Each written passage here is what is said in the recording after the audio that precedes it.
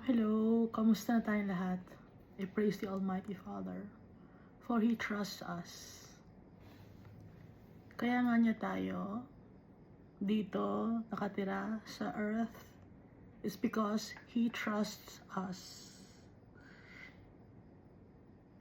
He has given us dominion over His creations, the plants, the animals, and the environment.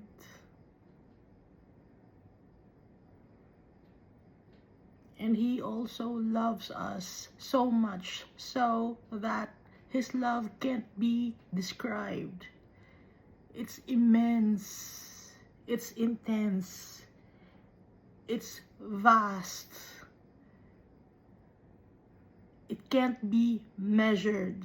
That's the love of our Father for us, His children. Even though we are stubborn, He always gives us chances. And now that we have our Savior, our Mediator, our Redeemer, Jesus Christ, we now have hope. We now have a hope and a future. We can now claim our inheritance by trusting Jesus Christ. His precious blood is valuable and powerful. And I praise the Holy Spirit for giving us peace in our hearts. Even if there are trials and tribulations that come our way, we know that our Father is strong, and He will take care of us and avenge us from the principalities and forces of darkness of this world. So let's read first Psalm chapter 125. Those who trust in the Lord are like Mount Zion, which cannot be shaken, but endures forever. As the mountains surround Jerusalem, so the Lord surrounds His people, both now and forevermore. The scepter of the wicked will not remain over the land allotted to the righteous, for then the righteous might choose their hands to do evil. Lord, do good to those who are good, to those who are upright in heart, but those who turn to crooked ways, the Lord will banish with the evildoers. Peace be on Israel. Sino ang Israel? Ang Israel, ang anong ibig sabihin ng Israel? Those who struggle with God and prevail. Tayo, nag-struggle tayo dito sa mundo ito. And yet we will prevail because of Jesus Christ. So sino ang Israel? Tayo na nagtitiwala kay Almighty Father. Tayo na ang mediator natin, ang King of Kings and Lord of Lords natin ay si Jesus Christ. At ang Holy Spirit who always guides us. So last time we finished reading 1 Kings chapter 4. It's about the government of King Solomon. So, isa dito, yung mga officials of his government. And then, binanggit din dito yung mga 12 governors who give provisions each month, no? So 12 governors, 12 months. So sila nagbigay mga food. Malaki ang budget ni King Solomon every day. Dahil marami siyang mga wives, marami siyang concubines, marami siyang mga anak, although hindi binanggit dito sa Bible yung mga anak niya, no? At marami siyang mga business dealings. So all the days of King Solomon,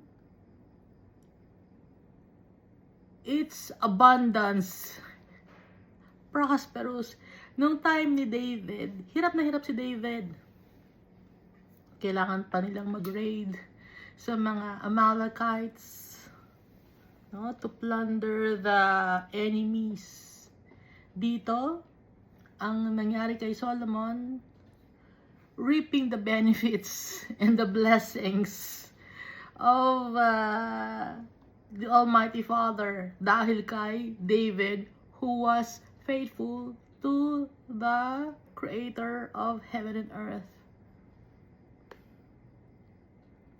So, nung time na yon, walang time si David to make a structure or erect a temple for the Almighty Father. Dahil palipat-lipat siya ng lugar, no? Pero dito, si Solomon, sa Jerusalem na. Yun ang citadel of Israel. At maraming mga chariots and horses. Si Solomon.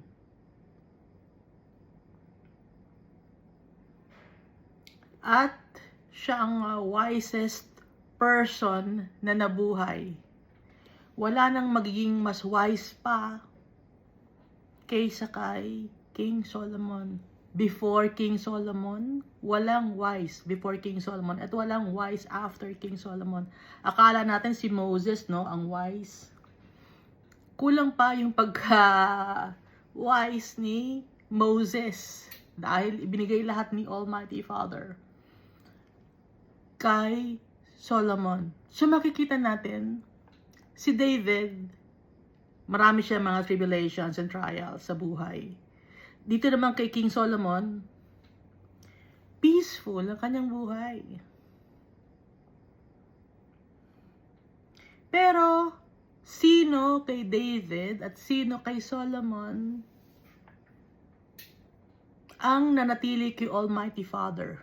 Kahit na nagkakasala si David, humingi siya ng kapatawaran kay Almighty Father, papakumbaba. But si Solomon, dahil sa dami ng kanyang blessings, nakalimutan niya na si Almighty Father, he worshipped other gods. So nakikita natin na pag ang buhay ng tao, stable, mayaman ka, nakakalimutan mo yung mga bagay na importante. While kay David, yung time na naghihirap siya, lagi niyang naalala si Almighty Father.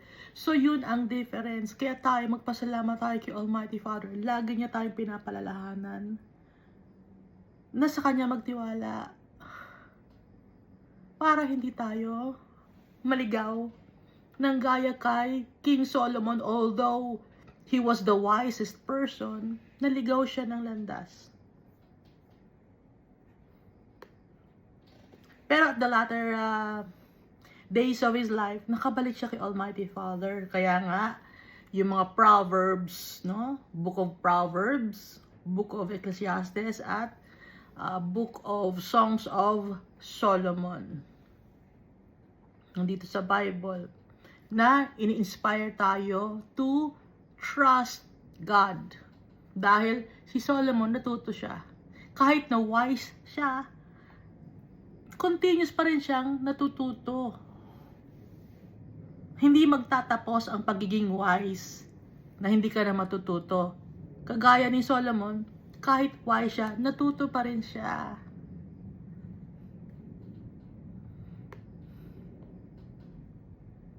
Kahit na dito nakalagay, no, sa 1 Kings chapter 4, alam niya yung tungkol sa mga animals, tungkol sa mga halamang gamot, sa mga birds, sa mga creeping things, sa mga worms, kung anong mga benefits nun, at saka sa mga fish, kung paano huhulihin, kung ano yung mga bagay na may poison. Alam ni King Solomon.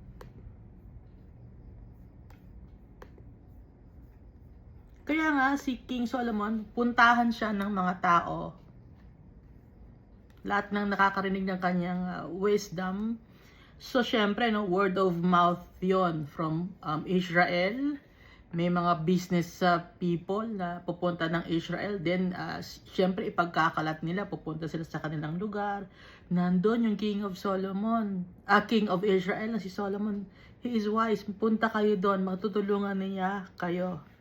So kahit yung mga wise people from the East, yung mga mysteries of this world, kasi usually yung mga people of the East, alam nila yung mysteries of this world, pero iba kaysa sa wisdom na ibinigay ni Almighty Father kay King Solomon. Yung mystery ng mundo na to alam ni Solomon, and yet nagkasala pa rin siya kay Almighty Father.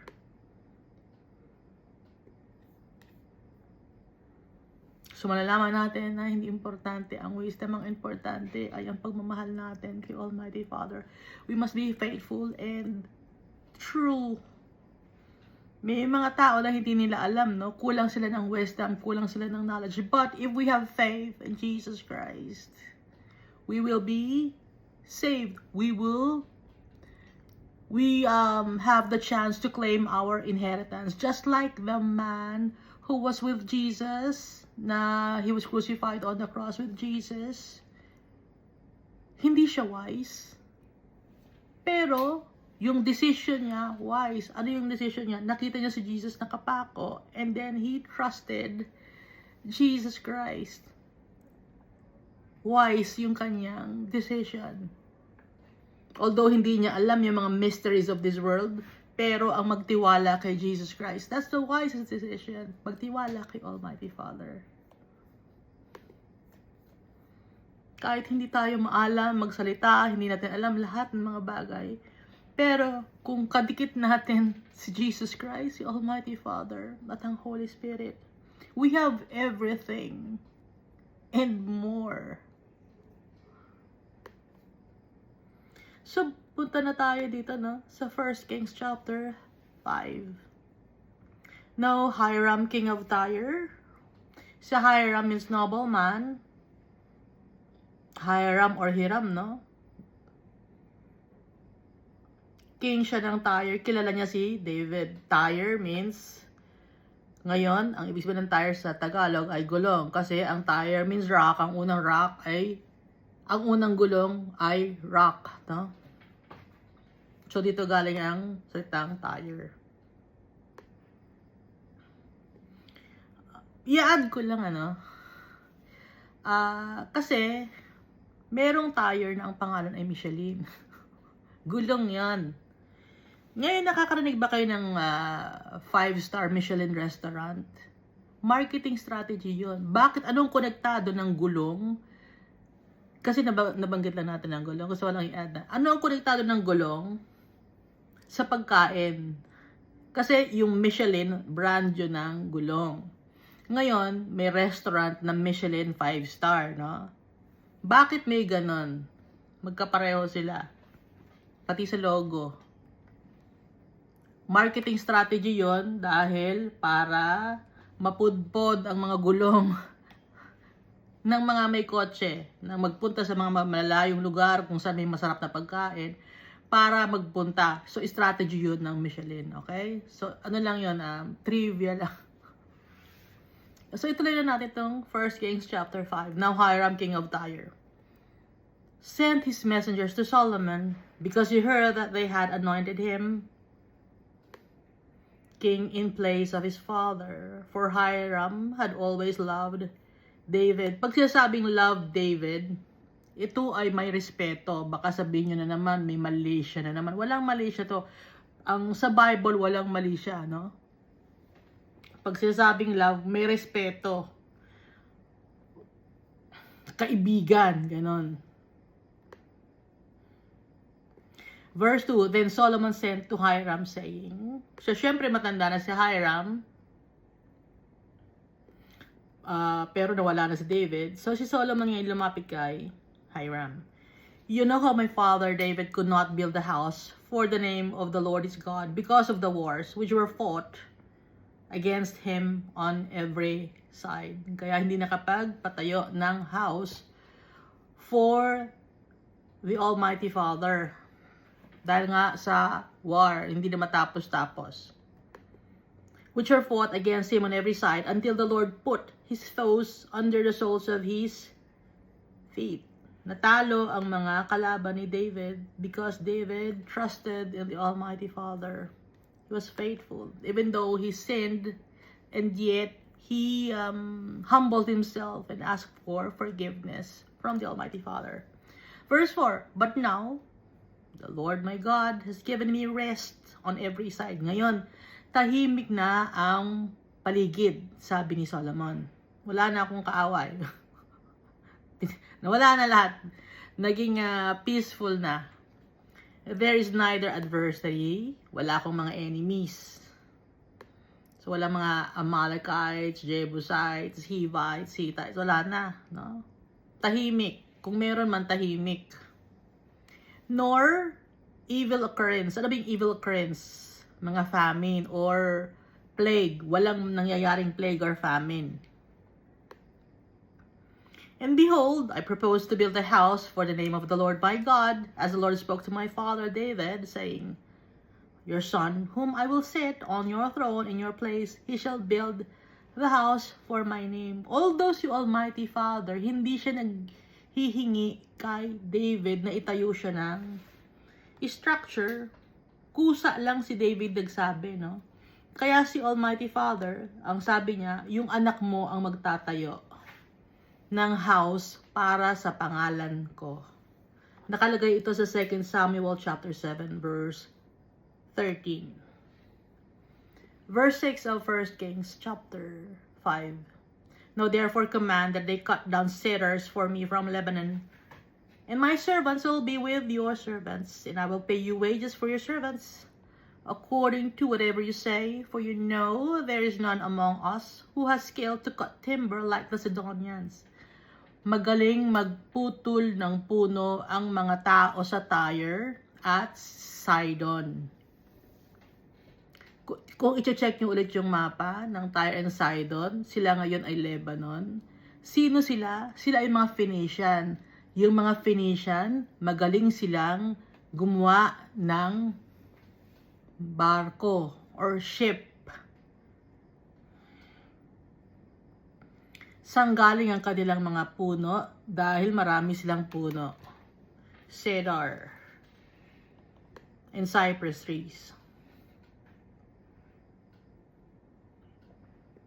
So, sa mga Phoenicians din, or from Tyre and Sidonians natin natutunan yung mga alphabets natin, di ba?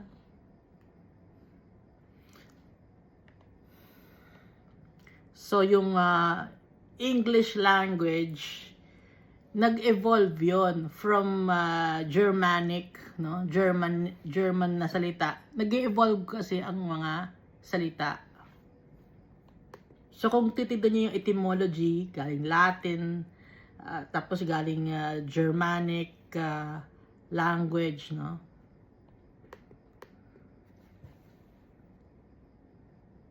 So, magagaling gumawa sila ng barko. Kaya sila yung nauuna na magpunta, na mag-conquer ng land gamit ang ship. So verse 7, so it was when Hiram heard the words of Solomon that he rejoiced greatly and said, blessed be the Lord this day, for he has given David a wise son over this great people. So sabi ni Solomon, magbabayad ako.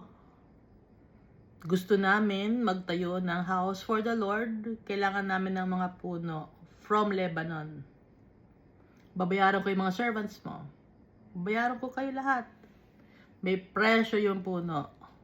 Pati mga servants. So, business yun. So, masayang-masaya syempre, yung King of Hiram, si King Hiram. Kasi, income yon sa kanyang nasasakupan. Kasi, hindi naman libre yon. Business pa rin, no? Kaya masaya siya. Kasi pera to eh. Magabayan si King Solomon.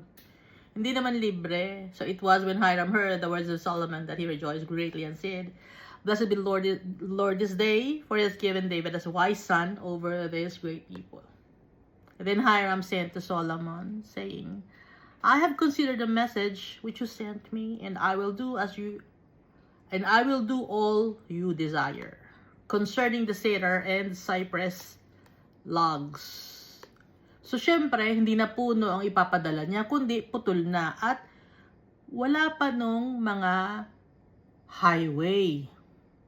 So, saan nila ngayon idadala yung mga logs from Tyre and Sidon? Saan nila isasakay ngayon? Hindi naman kaya ng kabayo. Verse 9, my servant shall bring them down from Lebanon to the sea. Sa dagat nila idadaan. Pagkaputol ng puno, ilalagay nila sa dagat, tapos itatali-tali nila, tapos hihilahin ngayon nila. My servant shall bring them down from Lebanon to the sea. I will float them in rafts by sea. So alam na natin ngayon kung paano nagawa yung temple, kung paano napunta yung mga logs na cypress and cedar trees sa Jerusalem. So medyo malayo yun kung titignan nyo yung mapa.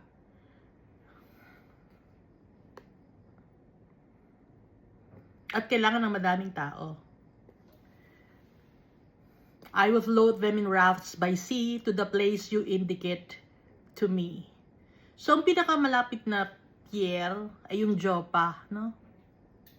And will have them broken apart there. Then you can take them away, and you shall fulfill my desire by giving food for my household. Ayan, may bayad. You shall fulfill my desire by giving food for my household. So, pagdidikit-dikitin, yung mga malalaking puno ng kahoy na logs na nasa raft yon. And then, from pier to pier, hihilahin yon by rafts, and then tatanggalan na lang ng tali dun sa Joppa, sa pier, and then sa kanila ngayon ita-travel from Joppa to Jerusalem.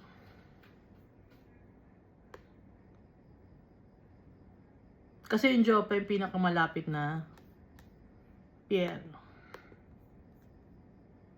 Pero wala nakalagay dito, no?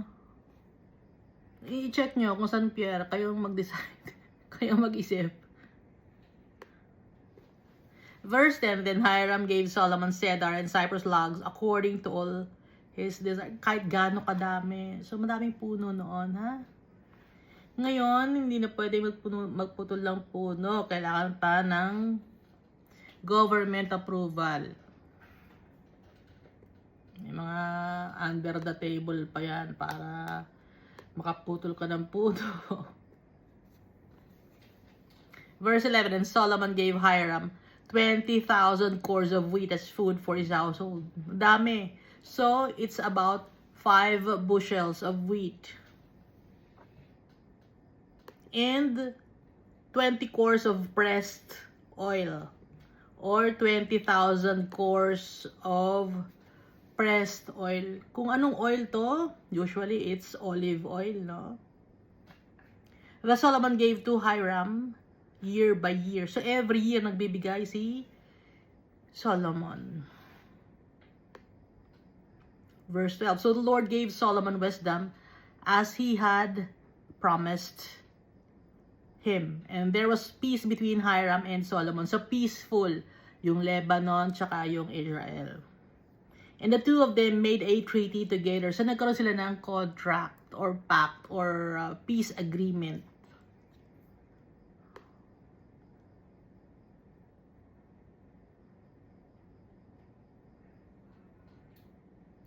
Baka itanong nyo, paano nalaman ni King Solomon yung design, no? Yung design,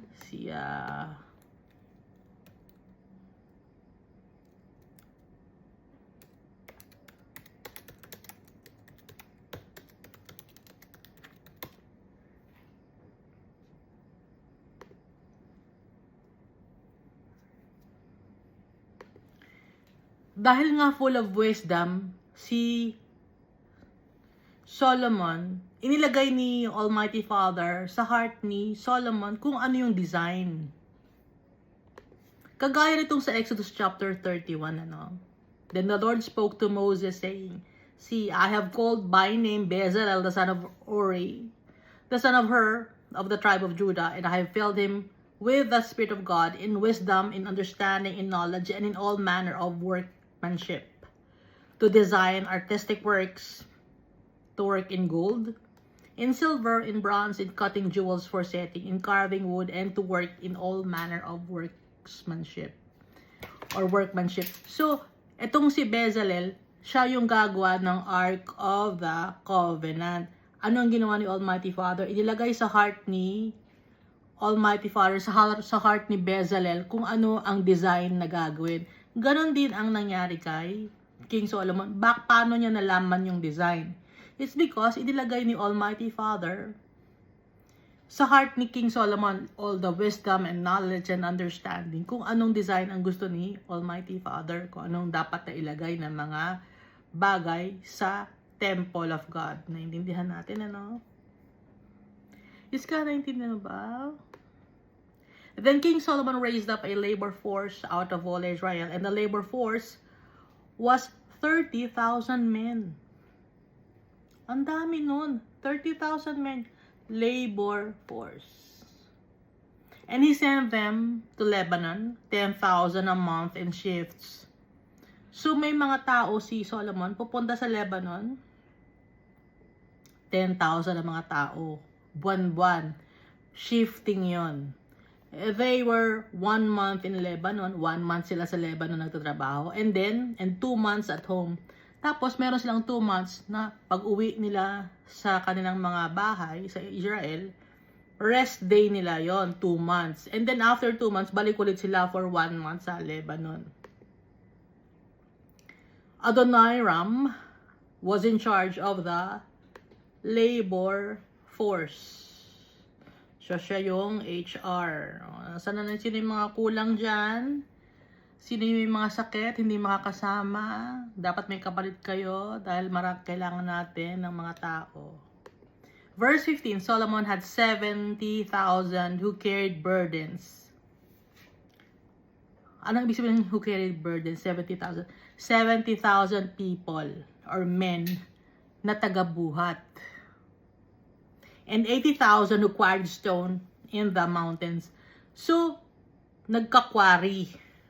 Alam niyo yung quarry, di ba? Kukuha ng bato sa mountain. 80,000 na mga tao yon, mga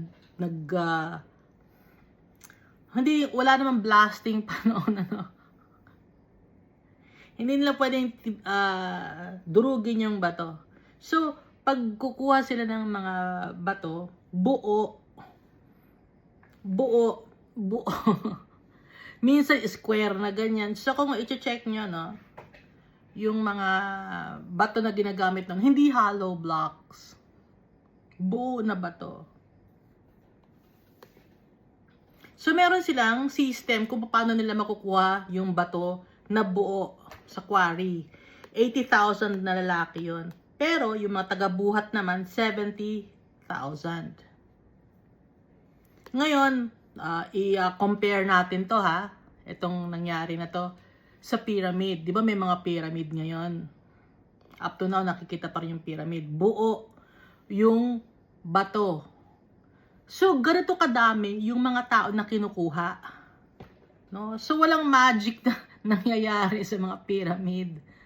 Tao yon. Gaya dito kay Solomon, tao ang kinukuha para makabuo ng bato na malalaki. Tapos pagdidikit-dikitin. Kaya naging pyramid yun. Ngayon kay Solomon, ganun din ang ginagawa. Iba-ibang size ng bato. Kaso wala na tayong makita na sample dito kay King Solomon na Temple of the Almighty Father na ginagawa. Kasi nga sinira na. Inalaw ni Almighty Father na masira dahil sasambahin ng mga tao. Ayaw ni Almighty Father sambahin ng mga tao ang mga structure na gawa ng tao. Baka itanong nyo, bakit nga inaalaw ni Almighty Father? Inaalaw ni Almighty Father na magkaroon ng structure gaya na itong Temple of God. Inaalaw ni Almighty Father, although hindi niya hiningi yun, ano? Inaalaw niya para ipakita sa tao na ang gawa ng tao madaling masira. Kaya hindi na ni Almighty Father ipinakita sa atin dahil sinira ng tao. No? Naintindihan ba natin yon? Kaya hindi importante yung mga structure na ginagawa ng tao para doon mag-converge or mag-congregate ang mga tao. Ang importante, ano ang importante ngayon? Ano ang church ngayon? Tayo. Pag nagsasama-sama tayo. Hindi ang place of worship kung saang lugar yon, no? So ituloy natin muna ito. Verse 16, besides 3,300 from the chiefs of Solomon's deputies who supervised the people who labored in the work.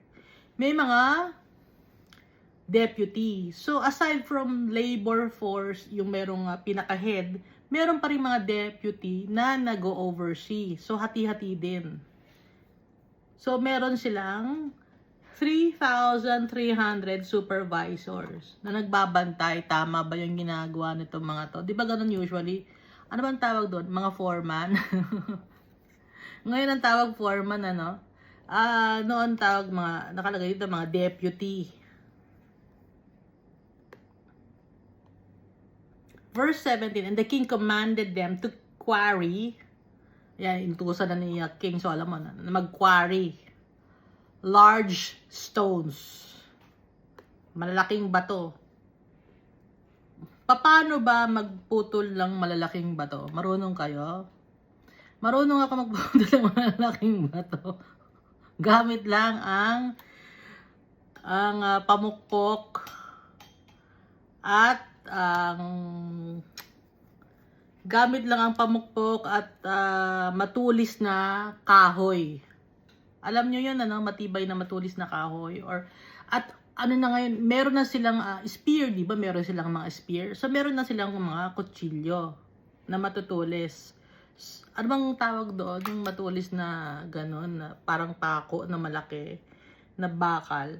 Ngayon, para makabuo ka ng buo na bato, example,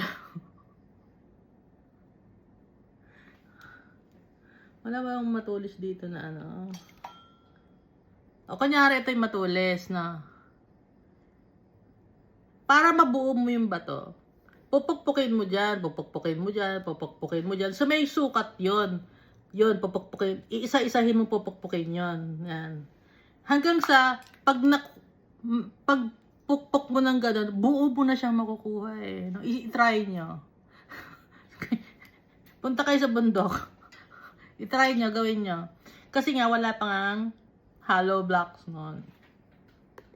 So, large stones ang kinakuwari nila. Costly stones. Ano ba yung mga costly stones? Yung mga gems, no? May mga nakukuha rin silang mga gems. Kasi nga, nagkakuwari sila. And hewn stones.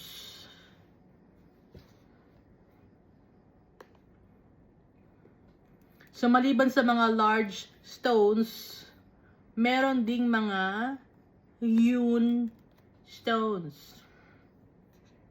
Yung korting-korting ano siya, square or korting-korting rectangle. Kung anong gusto nilang shape. Ha? Ang ibig sabihin ng hewn stones, stones that have been shaped and smoothened by tools typically for use in construction.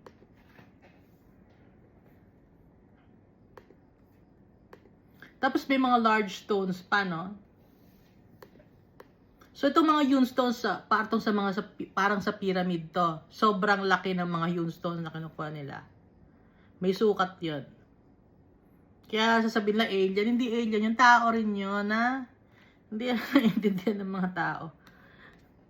To lay the foundation of the temple. So pangpundasyon yun ng temple. Verse 18, so Solomon's builders, Hiram's builders, and the Gebalites quarried them. Sino ba yung mga Gebalites? Yung mga Gebalites, sila ay Gebal. Kasi Gebalites. Inhabitants sila ng city of Gebal. Na galing sa Greece. So, yung mga tao sa Greece noon, mga Greek, walang mga trabaho, syempre, Kailangan natin ng trabaho. Lipat tayo dun sa may Lebanon. Malaki ang trabaho dun. Nagpapagawa ng temple. Si King Solomon, maraming pera. Punta tayo dun. Ganun usually, di ba? Hanggang ngayon, may mga tao na sa mga probinsya, pupunta sa malalayong probinsya para maggawa lang ng construction ng mga buildings, no? So, ganun din dati. So, wala nang bago. Ganun na nangyari noon. Ganun pa rin nangyayari ngayon.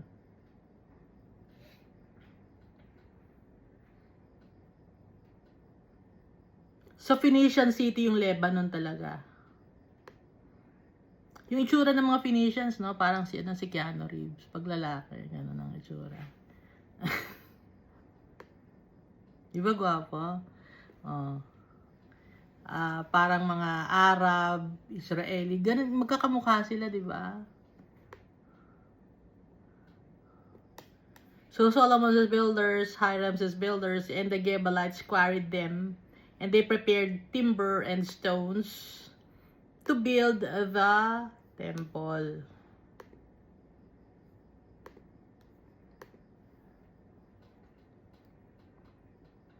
So dito tayo sa 1 Kings chapter 6.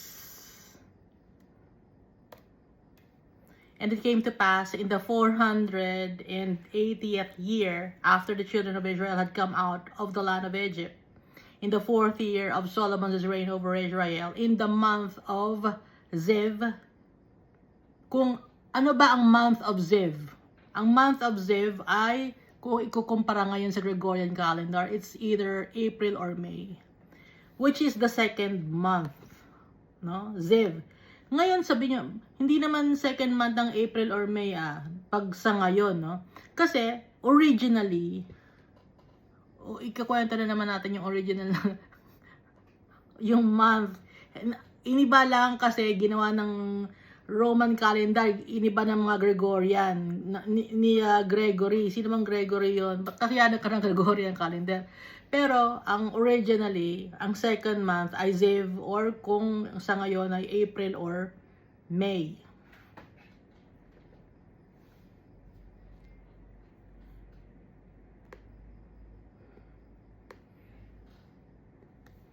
That he began to build the house of the Lord. So, nung ang mga Israelites from Egypt, wala silang temple of God, no? So, in the 440th or 80th year after the children of Israel had come out of the land of Egypt, in the 4th year of Solomon's reign over Israel, in the month of Ziv, which is the second month, they began to build the house of the Lord. So, ang tagal, no, nang nakalipas na dumaan na year. Kasi hindi naman gusto ni Almighty Father. Ang nag-request lang, nagbigay lang ng idea ay si David, and then itinuloy ni Solomon. Bakit hindi nag-request si Almighty Father? Dahil ang lupa, ang mundo na to, ay kanyang footstool.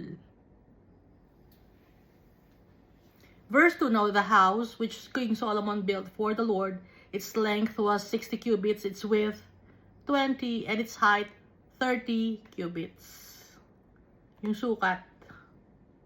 The vestibule in front of the sanctuary of the house was 20 cubits, or about 30 feet long across the width of the house, and the width of the vestibule extended 10 cubits, or about 15 feet from the front of the house.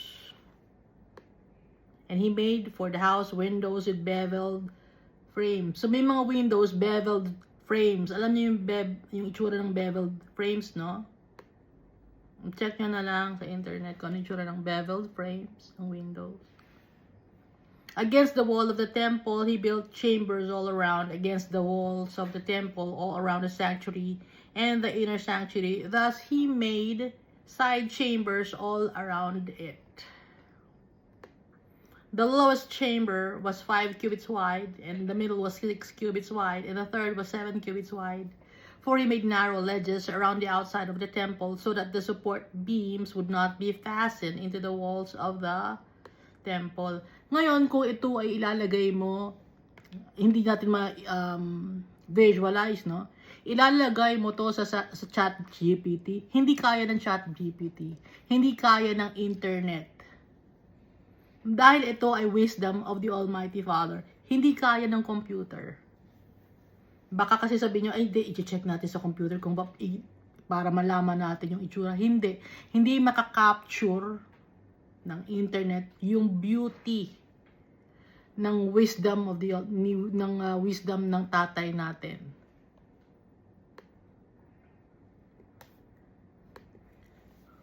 In verse 7 of 1 Kings chapter 6.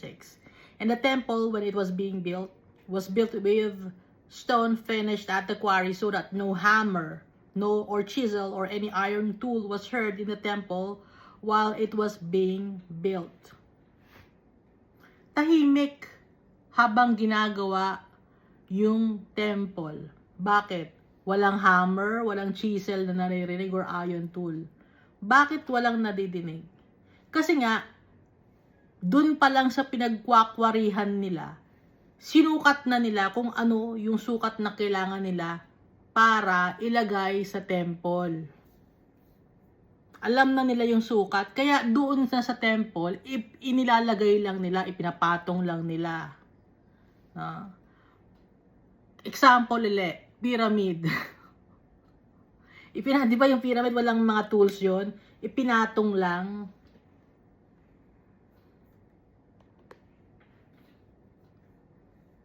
Verse 8, the doorway of the middle story was on the right side of the temple. They went up by stairs to the middle story, and from the middle to the third. So he built the temple and finished it, and he paneled the temple with beams and boards of cedar. May mga panels pa ng beams. May mga chambers or kwarto. Verse 10, and he built side chambers against the entire temple, each 5 cubits high. They were attached to the temple with cedar beams. Then the word of the Lord came to Solomon, saying, concerning this temple which you are building, kinausap ni Almighty Father si Solomon. Etong temple mo na ginagawa mo, if you walk in my statutes, inulit ni Almighty Father, execute my judgments, keep all my commandments and walk in them, then I will perform my word with you, which I spoke to your father David. Gagawin ko yung promise na sinabi ko sa tatay mo, gagawin ko sa time mo. And I will dwell among the children of Israel. I will not forsake my people Israel. So, ibig sabihin, ikaw na leader ka, ikaw ang nangunguna. Ikaw ang titingnan ng mga tao. Kung yung bagay ay sinusunod mo yung statutes ko, yung commandments mo, syempre, pati na rin yung mga tao na nasasakupan mo, may respeto sa'yo. Hindi sila gagawa ng kasamaan dahil nakikita nila na yung leader nila ay tama ang ginagawa sa paningin ni Almighty Father. Yun ang ibig sabihin ni Almighty Father dito, na si Solomon ang tinitingala ng mga tao. Kaya dapat si Solomon ang example kasi siya yung leader . So kung siya yung leader, yung mga tao makikita, mahihiya sa mga kanilang mga gawain na masasama. Hindi nila ngayon gagawin. Kaya magiging prosperous not only the leadership of Solomon, but all of Israel. Hindi iiwan ni Almighty Father. Naiintindihan natin. Ngayon, bawat country ngayon kung ano-ano ang ginagawa. Kaya hindi tayo magtataka kung bakit ang country sa buong mundo ay nagkakagulo. Dahil hindi nila kinikilala si Almighty Father, at kung kinikilala man nila si Almighty Father, hindi nila sinusunod ang utos ni Almighty Father. Hindi sila takot kay Almighty Father. Gumawa ng kasalanan, kasabaan, kasinungalingan. Lahat na lang ng nasa sector na lilipunan natin from other countries hanggang sa country natin, puro kadumihan. Even yung mga businesses, no? Kaya nga pati nga yung mga businesses hindi takot. Kasi alam nila na pwede nilang bayaran ang government. Corrupt. Kaya ngayon, lahat tayo hirap. Naintindihan na natin. Kaya tayo lahat tayo isa. Konektado tayo bawat isa. Verse 14. So Solomon built the temple and finished it. And he built the inside walls of the temple with cedar boards. On the floor of the temple, to the ceiling he paneled the inside with wood, and he covered the floor of the temple with planks of cypress. Pag sinasabing planks, malalaking kahoy yun, no? Na buo, plank. Hindi siya yung hiwa-hiwa na kahoy na parang, ngayon kasi yung kahoy natin ngayon, maliliit lang yung kahoy, plywood or 2x2 na kahoy. Nung time na to, nung kay Solomon, hindi lang 2x2 to na mga kahoy, matitibay na kahoy to, magagandang klase. Verse 16, then he built the 20-cubit room at the rear of the temple, from floor to ceiling. With cedar boards, he built it inside as the inner sanctuary, as the most holy place. So, ito yung most holy place, no? Dinescribe sa verse 16. And in front of its temple sanctuary was 40 cubits long. Verse 18, the inside of the temple was cedar, carved with ornamental buds with open flowers, and all was cedar. There was no stone to be seen. So, sa loob, sa labas, puro mga bato na matitibay, magaganda. Sa loob naman, puro mga cypress trees na mga kahoy at cedar trees. Tapos, merong mga carvings. Ang ganda, di ba? Na-imagine nyo ba? Hindi makukuha to ng ChatGPT. Kahit isulat nyo to, hindi makukuha ng ChatGPT yung ganda ng temple of the Almighty Father na pinagawa ni King Solomon. Verse 19, and he prepared inner sanctuary inside the temple to set the ark of the covenant of the Lord there. Nasa inner sanctuary, yung ark of the covenant, doon ilalagay. No, alam natin yung Ark of the Covenant, may 3 laman yon. 10 Commandments, yung Aaron's staff that budded with flour, tapos yung manna, bread of life, no? Na lahat ay nag-symbolize kay Jesus Christ. Si Jesus Christ ang fulfillment of the law, yung 10 Commandments. Si Jesus Christ din yung staff ni Moses kasi dry na yon, and then nagkaroon ng flour, so Jesus Christ rose again from the dead after 3 days. And then yung manna, bread of life, sino yung bread of life? Si Jesus Christ yon. Verse 20, the inner sanctuary was 20 cubits long, 20 cubits wide, and 20 cubits high. He overlaid it with pure gold and overlaid the altar of cedar. Kaya nyo bang magpagawa ng ganito? Kahit gaano kayo kayaman, hindi niyo magagaya yung pinagawa na temple ni King Solomon. Pure gold. Overlaid with pure gold. Anong temple ang pinagawa ninyo? Anong simbahan ang pinagawa ninyo?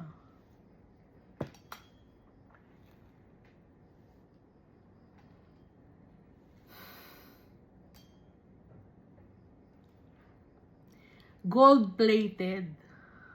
Gold-plated. Pure gold, 24 karat. Kapag sinasabing pure gold, 24 karat. Gold-plated. And overlaid the altar of cedar. Kaya wag niyo ipagmamalaki yung mga simbahan na pinagawa ninyo, yung mga congregation ninyo, yung structure na pinagawa ninyo. Wag niyo ipagmamalaki yan. Sisirain ni Almighty Father yan. Kahit ito na pinagawa ni King Solomon, sinira ni Almighty Father. Hindi importante kay Almighty Father. Kahit pang gold yan.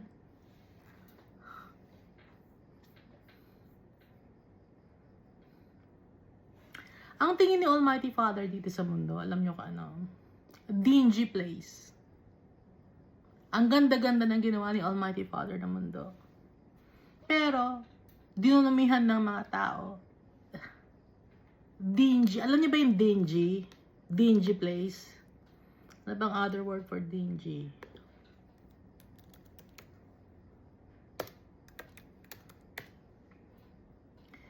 dark, depressing, and dirty. Kung nakakita kayo sa isang lugar na hindi mayaman ang mga tao doon, mga informal settlers, no? Hindi ganoon ang tingin ni Almighty Father. Mas malala pa doon. Madilim, masikip, maputik, pati yung mga tao, hindi maganda. Dahil ang nakikita ni Almighty Father, hindi naman yung physical appearance, yung heart. Yung nakita na yung Almighty Father na mga tao dito sa mundo, hindi sila magaganda. Sa paningin niya. Kaya hindi magaganda sa paningin ni Almighty Father mga tao dito sa mundo dahil wala sa puso nila si Jesus Christ. Kaya hindi maganda itong mundo dahil hindi nila ina-acknowledge si Jesus Christ as Lord and Savior.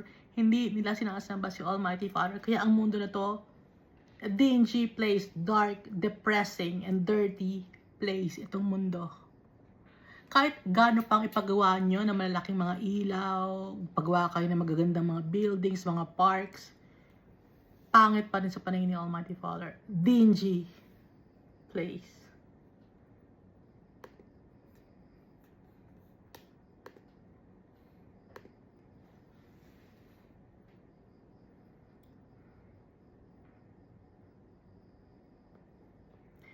Tuloy na natin na, no? First Kings chapter 6 verse 21. So Solomon overlaid the inside of the temple with pure gold. Overlaid na yung inside ng temple. Gold plated. He stretched gold chains across the front of the inner sanctuary and overlaid it with gold. Gold pa din. Walang silver, walang bronze. Gold pa din. So nakikita natin, anong importante? Hindi, gold, ha? Walang diamond na binabanggit. Kaya kung bibili kayong diamond, oy maganda to, meron tayong malaking investment ang diamond. Hindi investment ang diamond. Ano lang yon, marketing strategy lang ng De Beers yun. Kung gusto nyo nakabase ang pera sa gold, hindi sa diamond, ha? So noon pa, gold ang pinaka maganda. Kaya yun ang inilagay ni Solomon. Gold-plated. So, kahoy, no? Na cypress tree. And then, mahal no, ang pagkakabili sa cypress tree. At saka sa cedar tree. Tapos lalagyan pa ng gold-plated na pure gold. Verse 22, the whole temple he overlaid with gold. Puno buong temple, overlaid with gold. Kaya nga, di ba, nung binasa natin, yung Book of Ezra, Nebuzaradan plundered the temple of God. Tinanggal niya yung mga gold, yung mga naka-overlay doon, binakbak nila. Kasi nga gold no? Naka-gold plated. So, nung time ni Nebuzaradan, inalaw ni Almighty Father, sige, tanggalin niyo yung mga gold na yan. Okay lang yan. Kasi baliwala kay Almighty Father ang gold. Dito sa mundo, gawa ng tao, baliwala kay Almighty Father. Basura lang kay Almighty Father. Sa atin, pinakamaganda na. Pero, ina-accept ni Almighty Father kasi sa paningin natin maganda Pero kay Almighty Father, hindi maganda yan. Ha? Yun na yung, yun lang yung description ng expensive sa atin. Pero kay Almighty Father, iba expensive sa Kanya. Expensive sa Kanya, yung inheritance niya, yung treasure niya, tayo. Verse 22, the whole temple he overlaid with gold until he had finished all the temple. Also, he overlaid with gold the entire altar. Nakapagpagawa na ba kayo ng altar? Gold-plated. Ha? Kaya wag niyo ipagmamalaki yung mga altar na ginawa ninyo, hindi yan gold-plated. Ano yung gawa sa marmol? Gawa sa anong kahoy yan? Nara? Acacia? Ganon? Hindi ba gawa sa cedar tree man lang or cypress tree na i-compare nyo kay kay King Solomon? Kaya wag niyo ipagyayabang ha? Hindi gusto ni Almighty Father na mayabang. Verse 23, inside the inner sanctuary, he made 2 cherubim of olive wood, each 10 cubits high. So, ang pagkakasulat dito, 2 cherubim, walang letter S.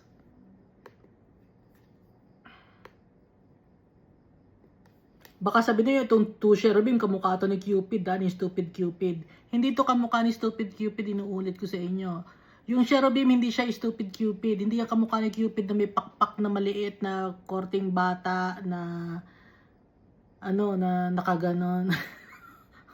Di ba nakaganon sa ng mga ng mga angels daw. Hindi ganoon ng angels, ha? Hindi yun ang cherubim. Okay? Imbento lang yun. Sino nag-imbento nun? Isinali si Cupid, ginawang angel. Yung Cupid naman, hindi naman yan kasali. Iba yan, ibang religion, ibang mythology yun. Okay? Ano bang mythology si Cupid?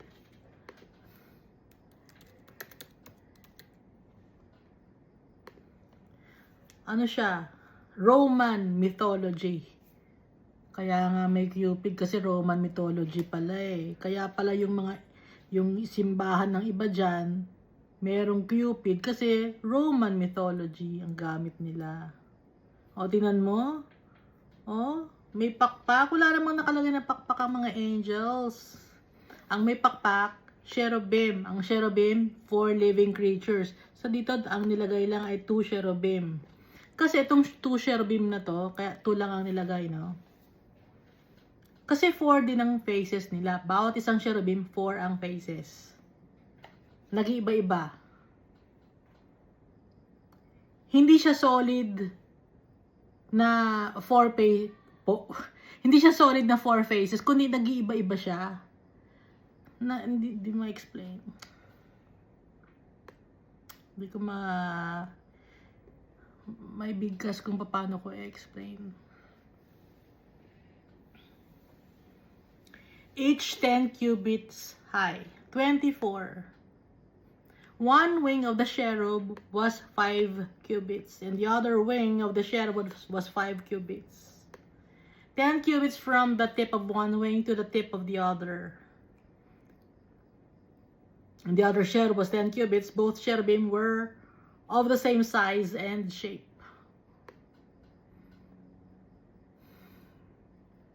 The height of one cherub was 10 cubits, and so was the other cherub. Then he set the cherubim inside the inner room, and they stretched out the wings of the cherubim, so that the wing of the one touched one wall, and the wing of the other cherub touched the other wall.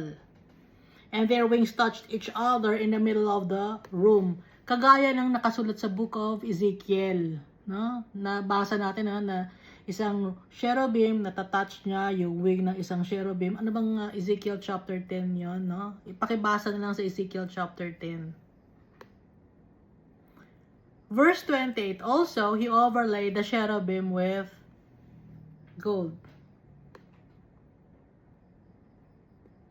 So, gold-plated din yung cherubim.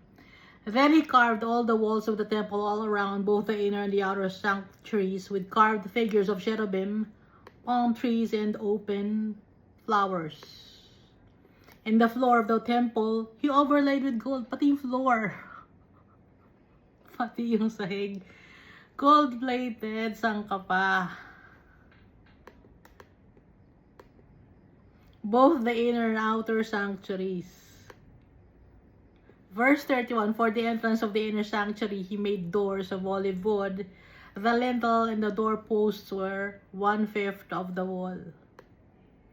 The 2 doors were of olive wood, and he carved on them figures of cherubim. Kasi nga, bakit cherubim? Characteristics of the Almighty Father, yung cherubim. No? Palm trees and open flowers. And overlaid them with gold. And he spread gold on the cherubim and on the palm trees. May gold pa rin. Ang daming gold nito. Verse 33, so for the door of the sanctuary, he also made doorposts of olive wood, 1/4 of the wall.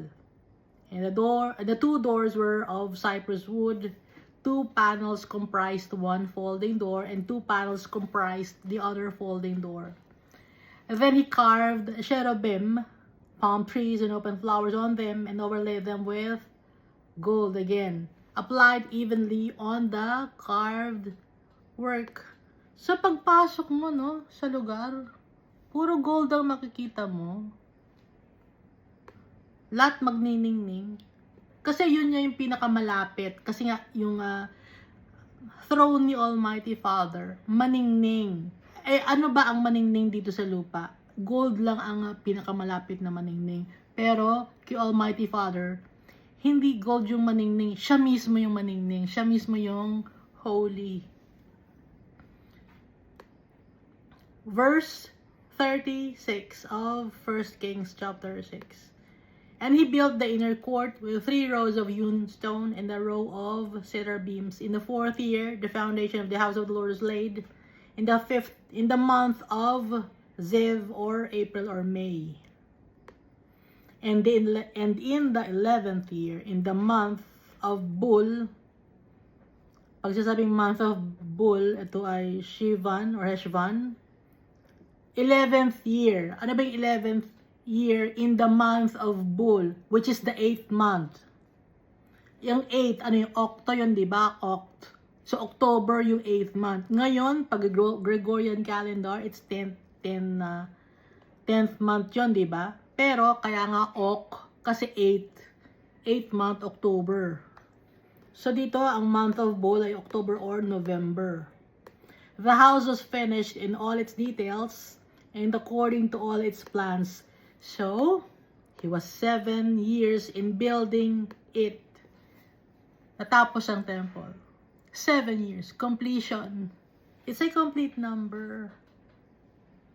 And then after 7 years, pahinga na. Ganon ang gusto ni Almighty Father. Isinakto ni Almighty Father, 7 years. Kasi tayo dito sa mundo, meron din tayong 7 years sa mundo to. Although, matatanda na tayo, meron tayong time frame dito na kung kailan ba nagmamature to. Matured na to ng 1st year. O, kahit anong edad mo, no? And then, nabasa ko sa science,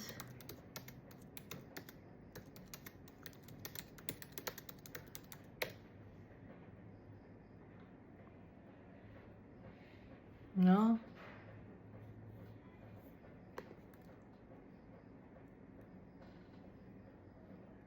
Ewan ko lang kung totoo to. Every 7 years, the majority of our cells completely regenerate. As such, you are essentially an entirely new you. Every 7 years. Totoo ba yun? Ha? Nakalagay ito sa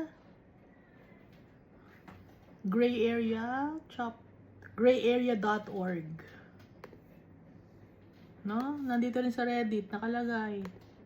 Andito rin sa How Stuff Works. No? I-search nyo. Every 7 years. Bakit ganon? Inalaw ni Almighty Father. Ha?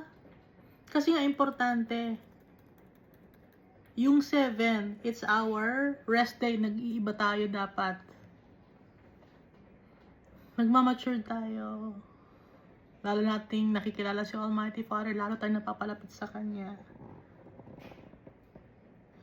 Lalo nating nalaman yung Kanyang pagmamahal sa atin. At hindi importante kay Almighty Father kung anumang temple ang pinupuntahan mo or kung anong congregation ang pinupuntahan mo. Ang importante kay Almighty Father, yung heart natin. Kung tama ba yung heart natin habang sinasamba natin siya, habang araw-araw tayong namumuhay dito sa mundo, nagtatrabaho ba tayo ng maayos? Ano ba ang trabaho kay Almighty Father ng maayos?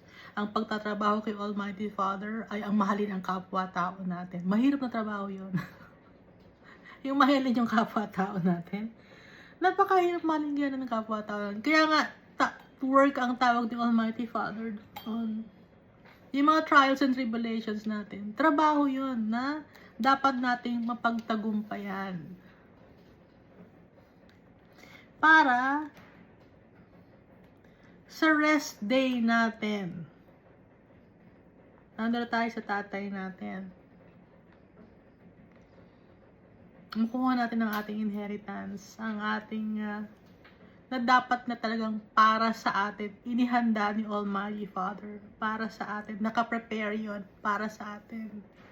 And so we must believe in Jesus Christ, trust the name of Jesus Christ, trust His precious blood. Thank you, and God loves us all so much.